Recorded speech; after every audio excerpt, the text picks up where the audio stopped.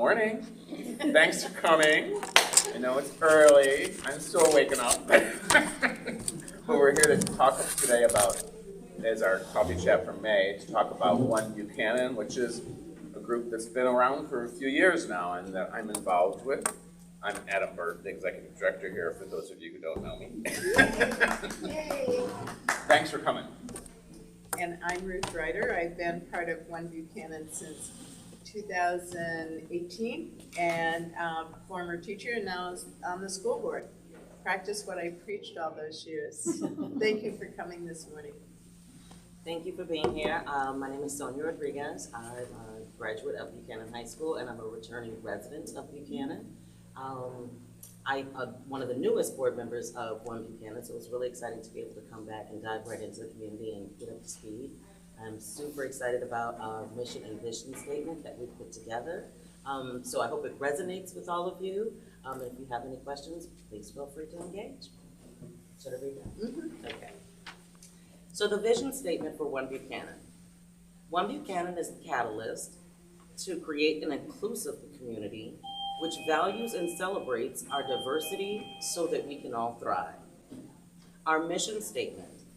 One Buchanan's mission is to promote awareness of our rich diversity through education, activities, and programs that strengthen an inclusive community. Would you like me to read the core beliefs? Sure. You're doing well. Okay.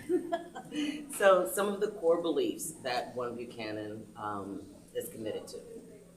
One Buchanan values our diversity of race, culture, ethnicity, religion, gender identity, sexual orientation, physical ability, mental ability, age, socioeconomic status, and housing status. One Buchanan believes in a community that provides equitable resources and opportunities.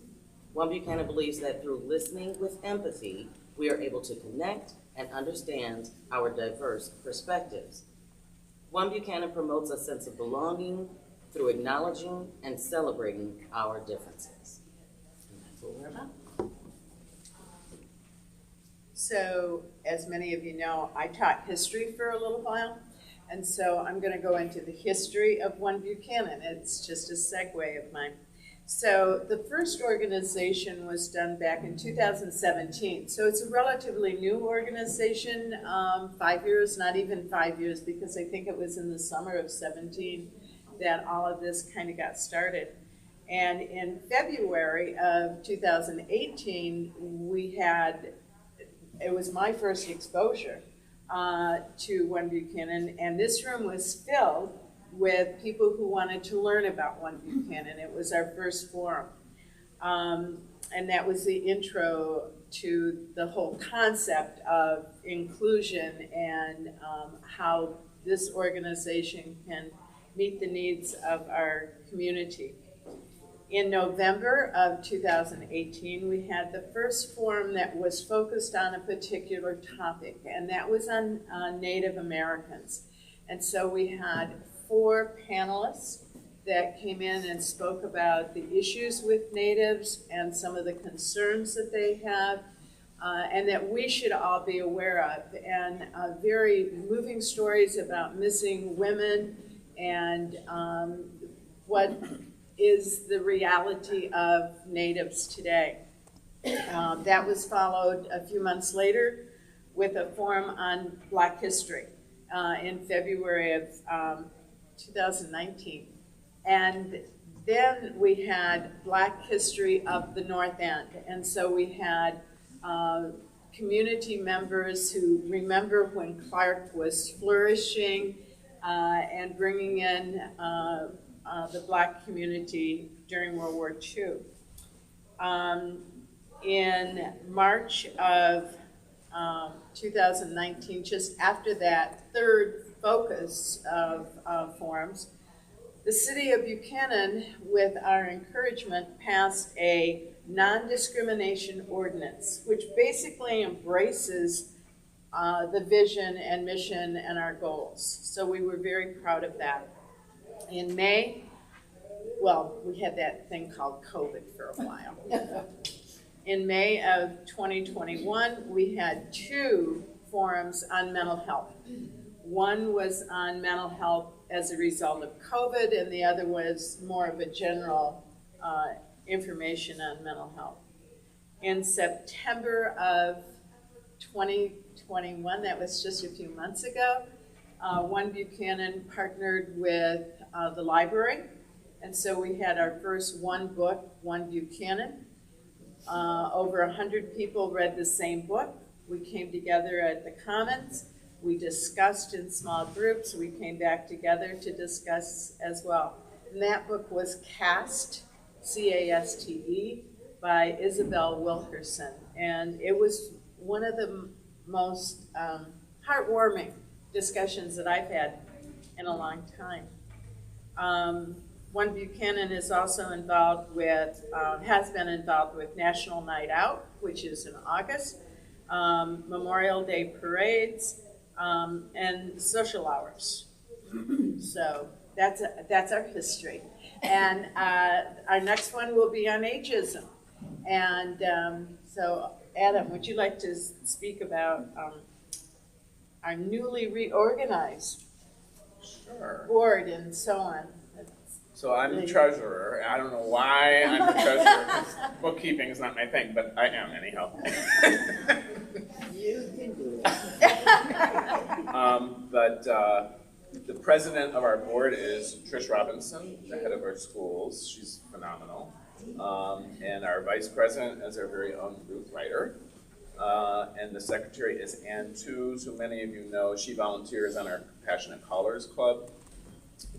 And then we have a bunch of other people on the board. Now, one thing that also occurred about 2 years ago, I think, One Buchanan was adopted as a city board.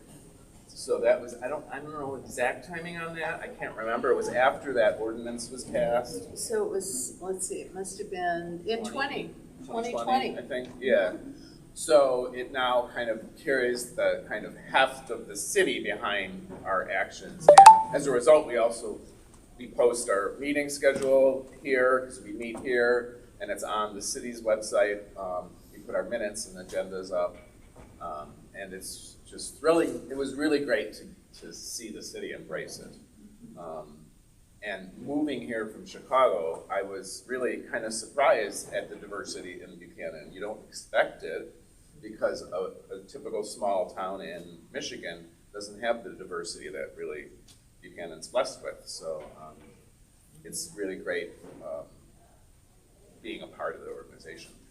There's also other members of our board: Tyra Clark, Deb Hendricks, Monroe LeMay, Meg Paulette, the head of the library, Jennifer LeBlanc, Sonia Rodriguez, Stephanie Rodriguez, and Dr. Robert White. And then we have a lot of volunteers also who help with the events and things like that. And the ageism board that Ruth mentioned is May 14th, Saturday. So we'll be doing it like a little bit different than previous forums. We've had in-person forums and then virtual forums. This time it's going to be in-person and virtual. So you can attend virtually if you like, or if you're comfortable, you can attend in person. So it should be very interesting. We have Priscilla Kumboko coming from Grand Valley University. She'll be attending virtually to discuss ageism, and we'll have some other speakers talking about senior issues. Right, so in addition to having the audience in a hybrid system, the speakers will be as well. So I don't think we've done that before, and so that'll be an experiment.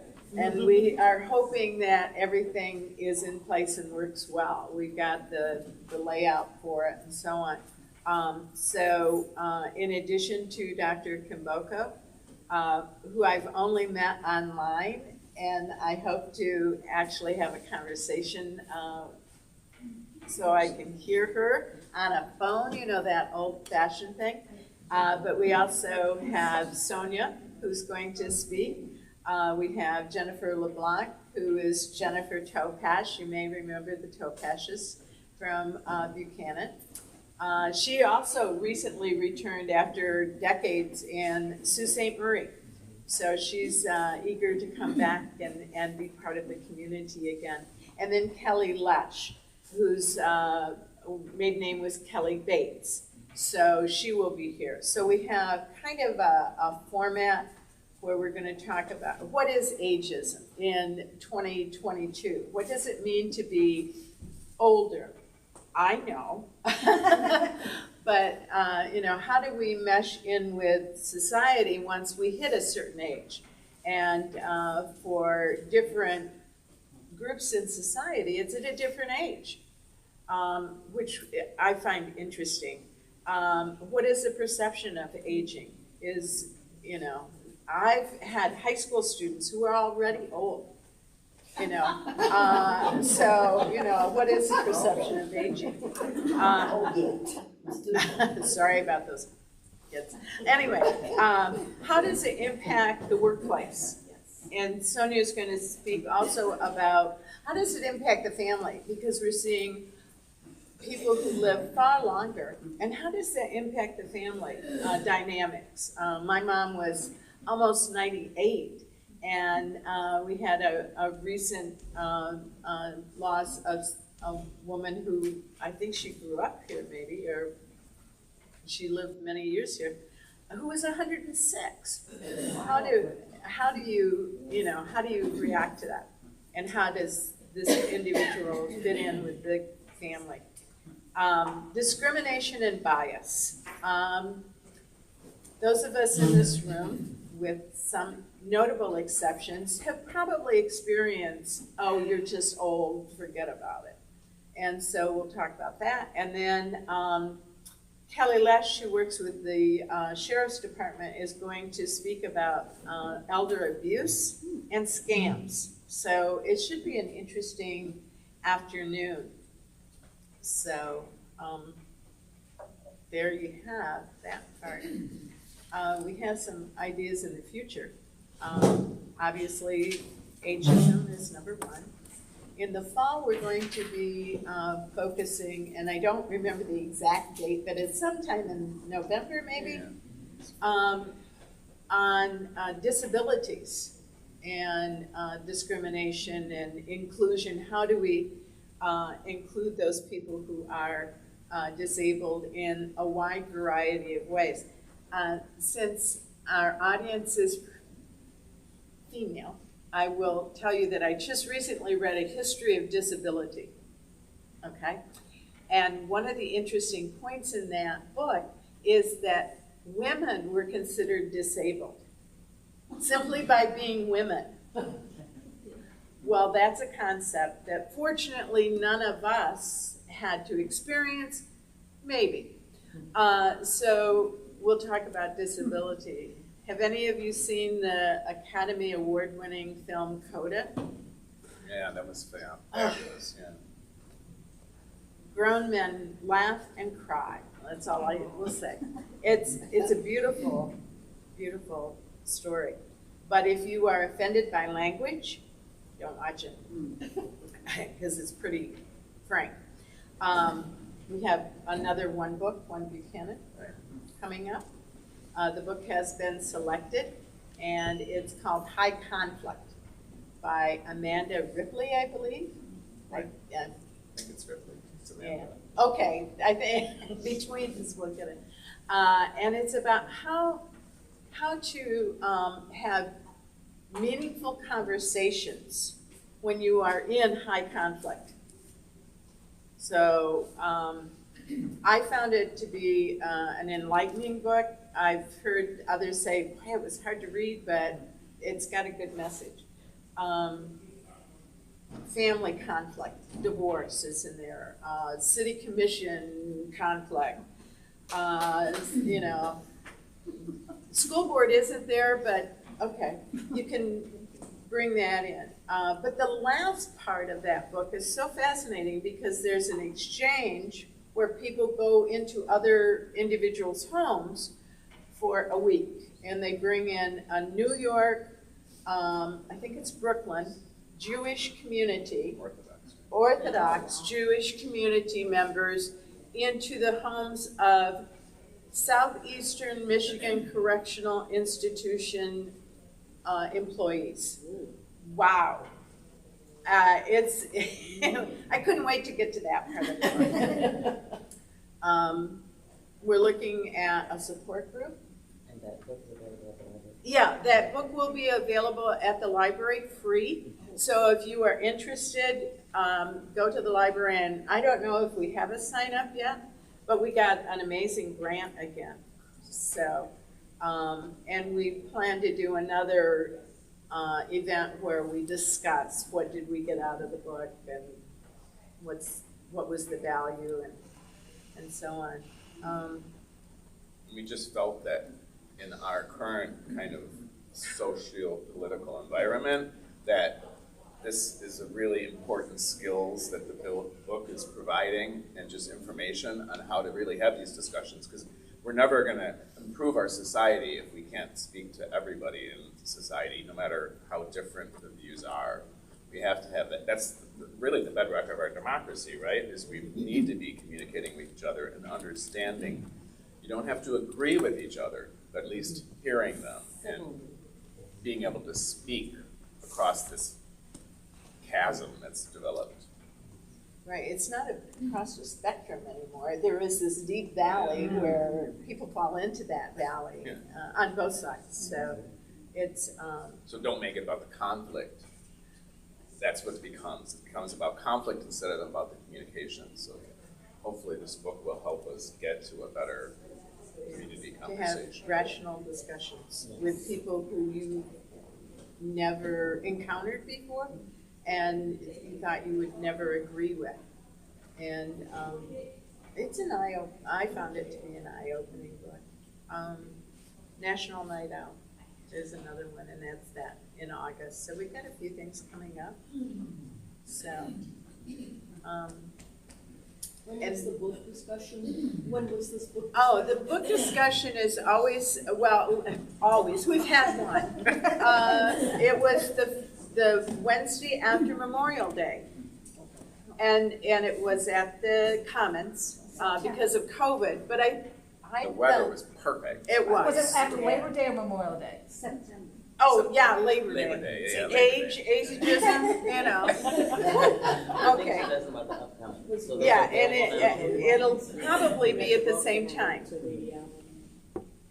But if you also have ideas of forum topics, please bring them to us. I mean, the Yes. disability rights, my father was a quadriplegic, and I can remember an incident. My sister was graduating, getting her doctorate in genetics, actually from University of Illinois in Chicago, and my father needed, of course we were trying to get there, and paratransit funding has been cut left and right, so of course getting access to that, unless you had a regular appointment to get to work, is impossible. You have to get up at like 6 a.m. and start dialing and trying to get through and hoping to get an appointment. We couldn't get one. So I took him on the red line to the blue line, the subways in Chicago.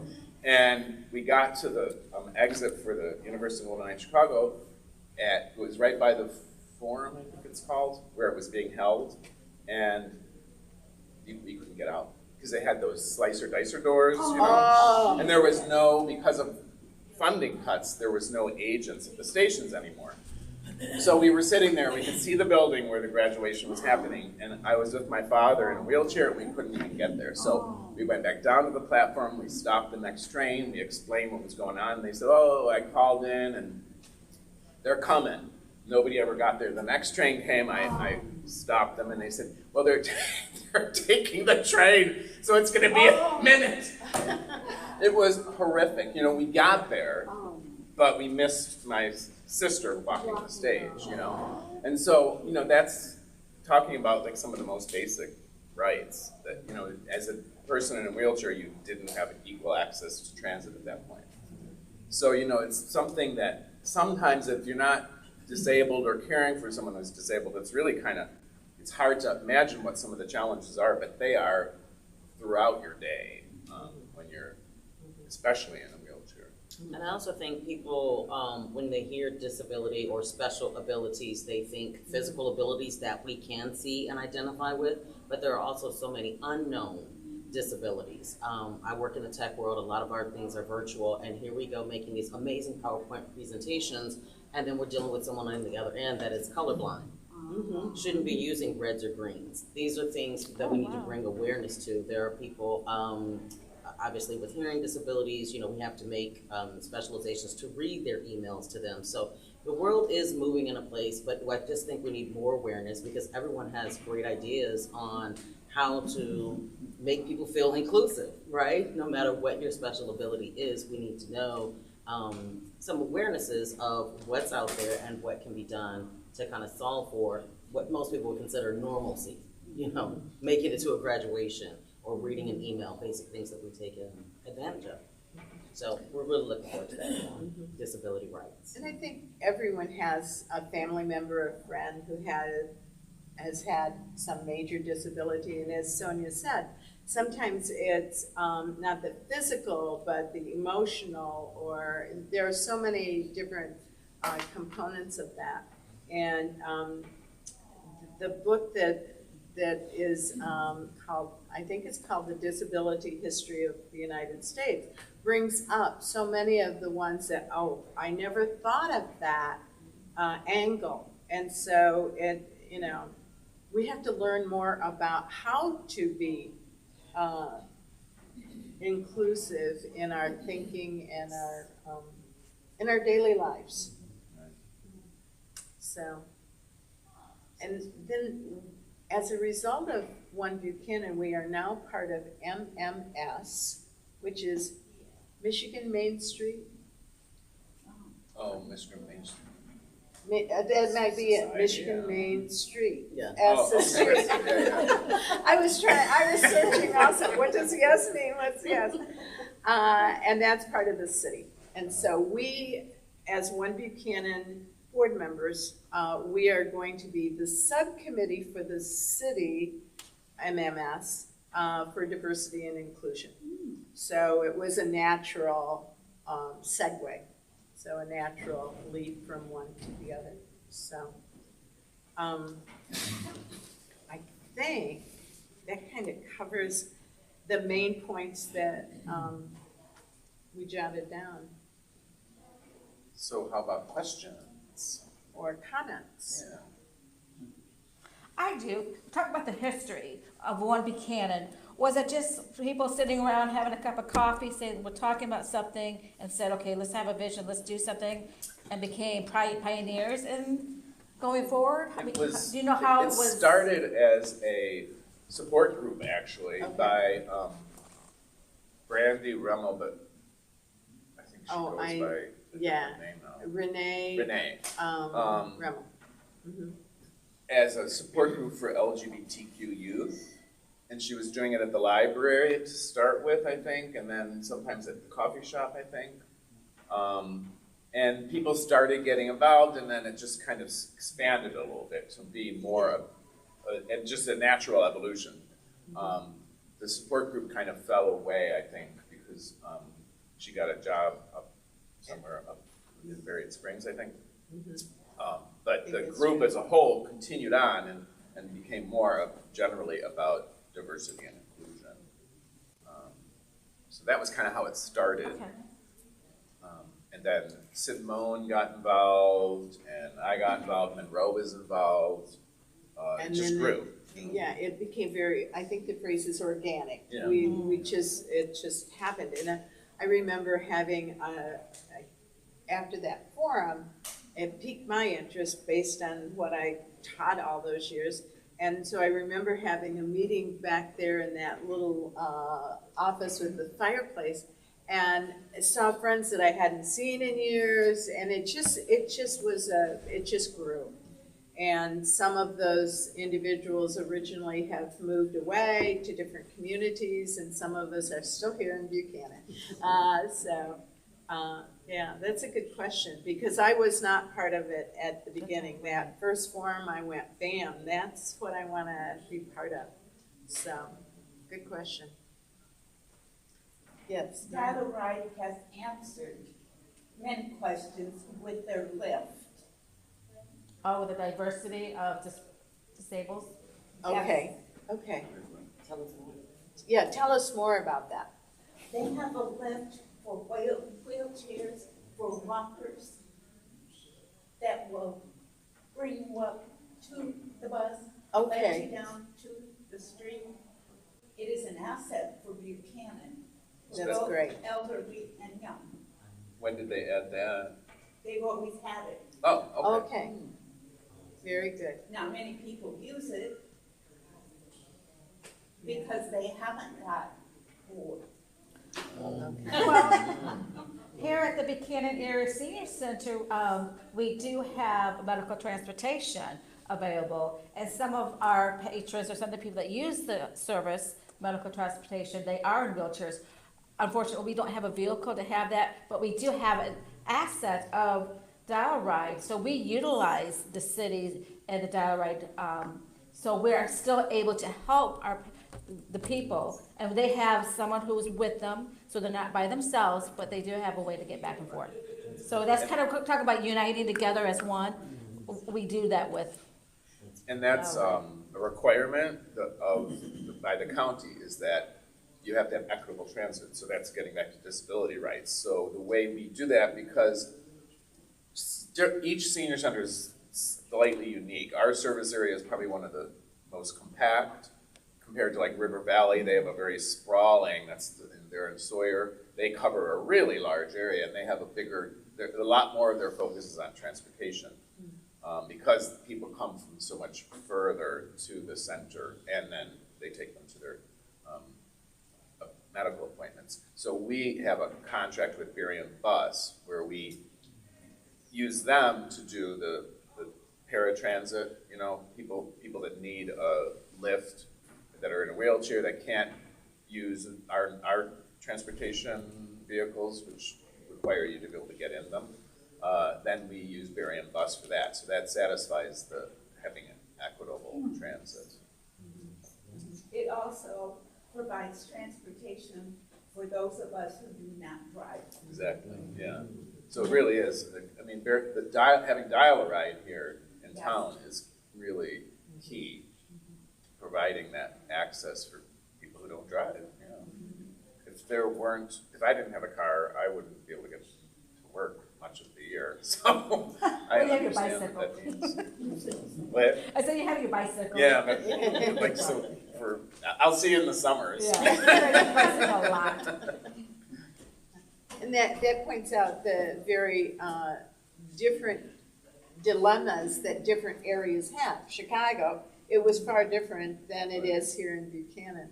And every community has to accommodate and work with the reality of a small community or large inner city area. So, other questions or comments? Regarding for the book club for the city, last year we had a sign-up list, so I will be in touch with Mag at the library and ask her if we can do that again. So we'll have a list here if you'd like to get a copy of the book. I'll get a list, then I'll get the books, and I'll make sure that you get them if you don't want to go downtown. And we already accommodate, and we have that inclusivity because we offer it on tape and large print. So there are a variety of ways that you can access the book. I believe it is on audio. I don't know if we checked that. No, I think the library has that as part of their service. Okay. And I just got my library card. Okay. All right. 20 years, so I just got my library card back. Very good. But I noticed there, while I was waiting, they actually have a service if you didn't want to get out of your car. You can call them and say, I'm checking out this book, and they'll bring it out to you. So there's another helpful service. And they have the coolest thing. I know Meg gave a coffee chat, so probably many of you know that, but I was so impressed by the things she's done at the library with that library of things. I mean, they have a whole bunch of things, like even kayaks that you can check out of the library. Yeah. Electric guitar. You can rent out a library of things other than books and music, and it's quite interesting. She's now working on a new idea to have kind of a library of people in a way.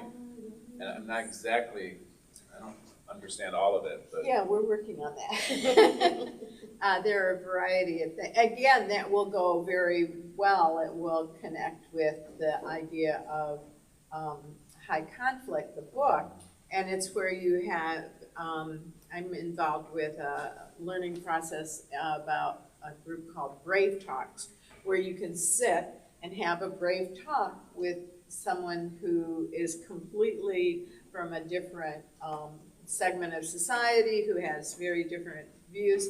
So I'm going to be part of that in June, August, and September. So I'll learn more about how this is all going to work. So, but it's again, it's a fascinating concept. And as a teacher, you had to do that every day. Sure. You know, some of my best students, we never agreed on anything. You know, but we learned from each other. You know, I learned so much from my students over the years. You know, I was so blessed, so lucky to learn about other cultures, other views, and I grew as a result. And maybe some of them did. So. I For think, the elderly, the library also will take books to people. oh, that awesome. can Very bring good. back. Well, that's great. The girl knows what people like, and weekly, she will take and receive. Fantastic. That's great. so obviously, one of the reasons we're here today at the Senior Center is because, again, One Buchanan represents, representing all, wanting to be part of an inclusive community.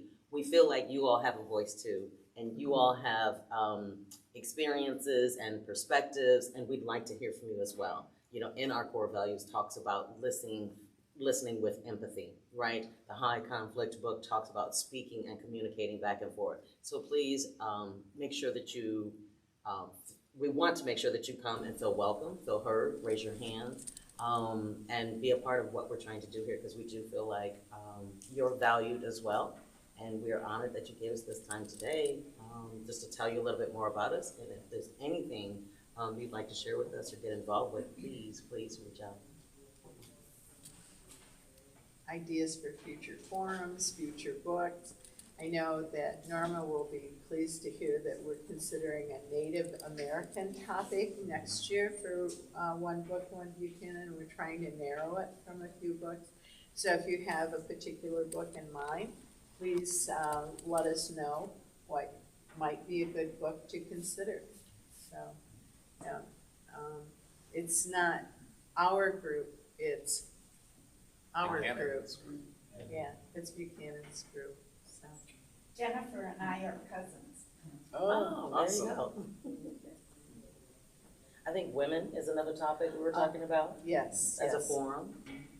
And as I said, women were considered disabled, and you know, we still, I know it's less than 80 cents on the dollar for what men earn, and so there are many areas where women are considered a lesser part of society, and I think that's wrong. As a I mean, yeah, if a very, very concrete thing, how much you get paid, I think you can't get any more basic than that. If there's a difference, then that means there's a different valuation. And again, different societies. In Native society, in the Iroquois, for example, women were the power structure. And so, yeah, it's far different in different cultures too. So, yeah. There are many, we have a lot of ideas of what to do in the future. Women is one. There's not a really great book about the general history of women anymore. It just doesn't exist. It needs to be written. You should write. There you go. Pardon? should- Oh, yeah, right. I'm working on the 100 years of Buchanan history, and no, I want to sleep at night a little bit more. Oh my gosh, that's, yeah. No, I am a writer, but I'm not a writer. Teachers do one thing, we steal. legally. And so, original ideas, those are hard to come by. But I had a book that we used in a class at Buchanan High School called We the American Women. It was a great book. It ended in 1980. There have been a couple of things happening in the last 40 years, and it's never been revised. It's never, you can't even find it in the used bookstores online. So, yeah, that's another topic.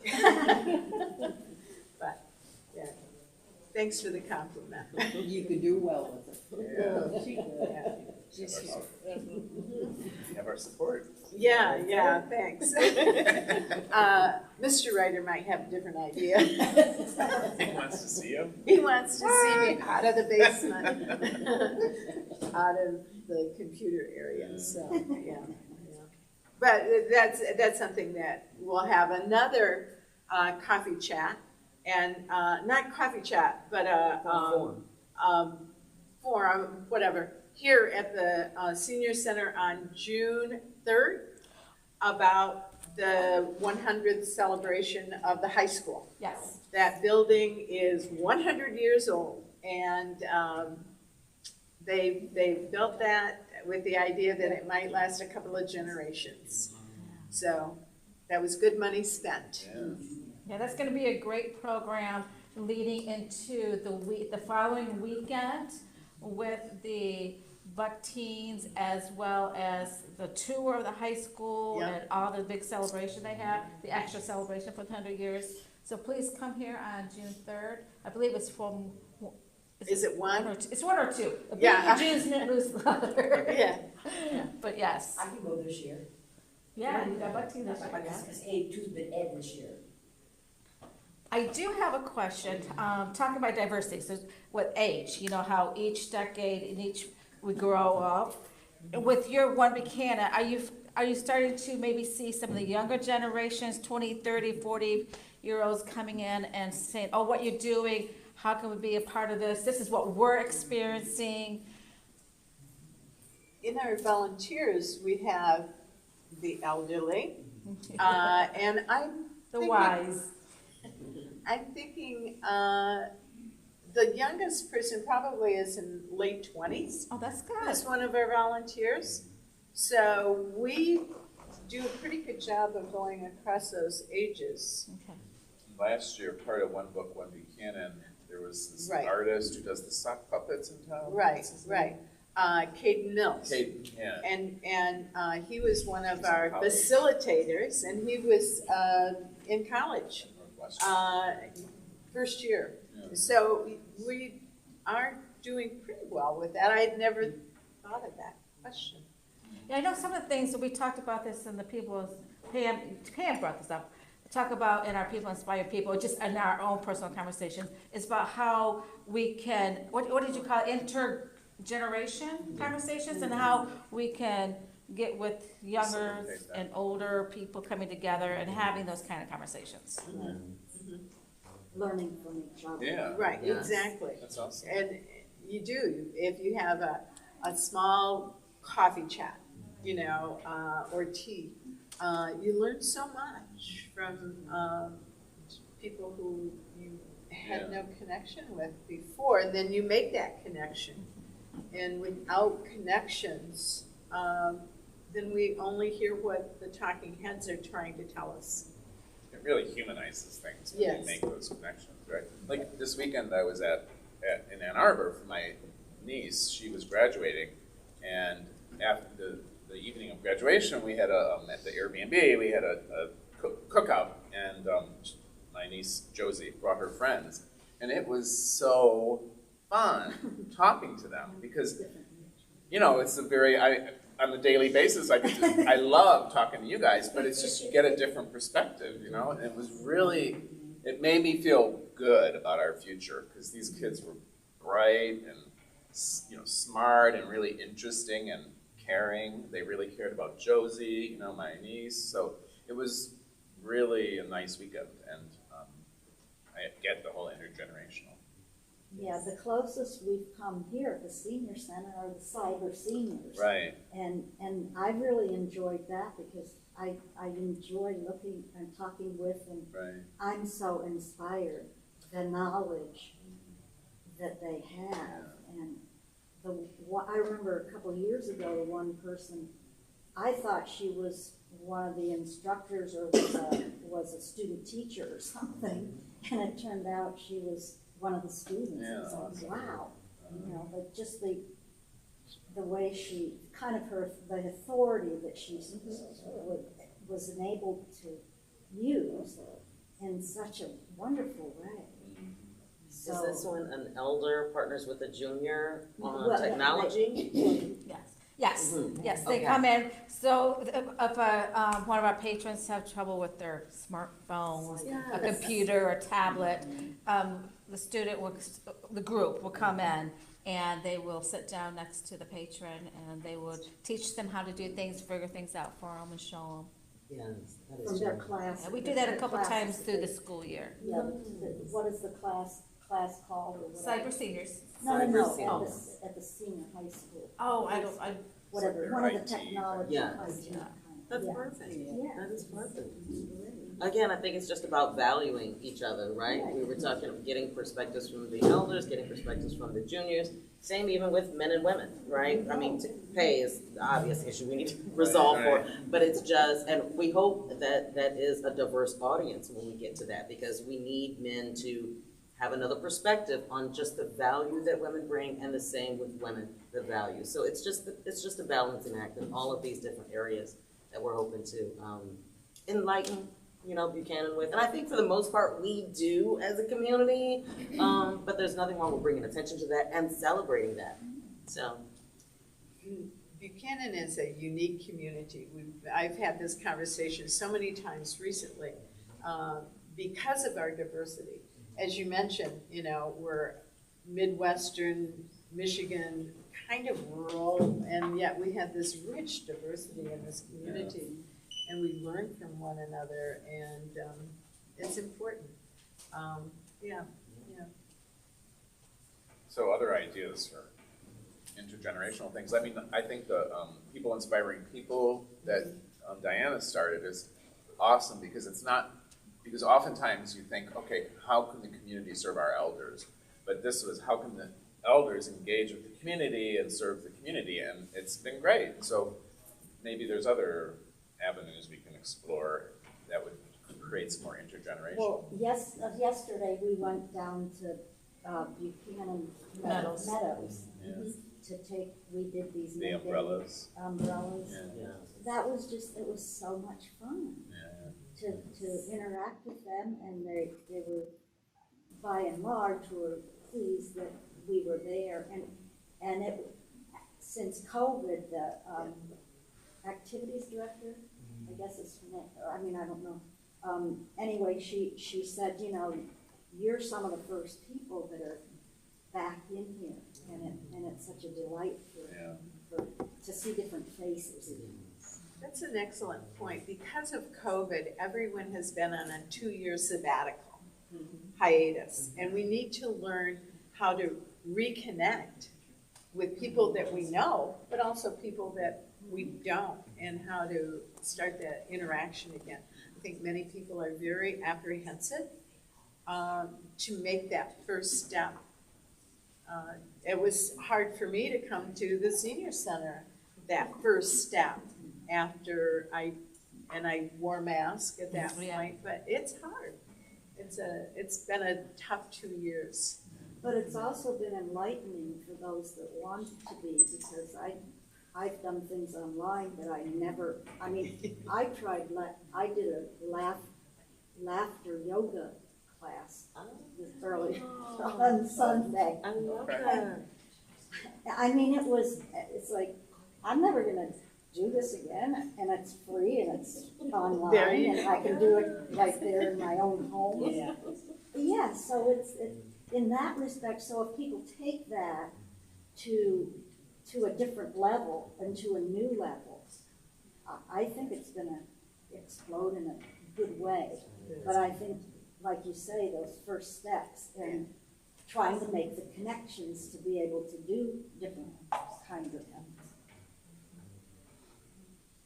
We were talking, when we came in, why I haven't seen you in years, and here I've seen you many times in the last couple of months.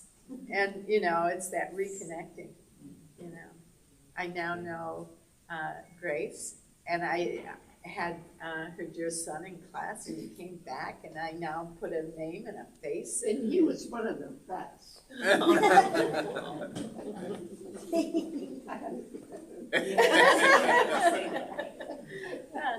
so it's been good. So we have to look at the positives, now that we've Yeah, right. survived. We have to look at those positives of how we as individuals have grown in different ways. Good point.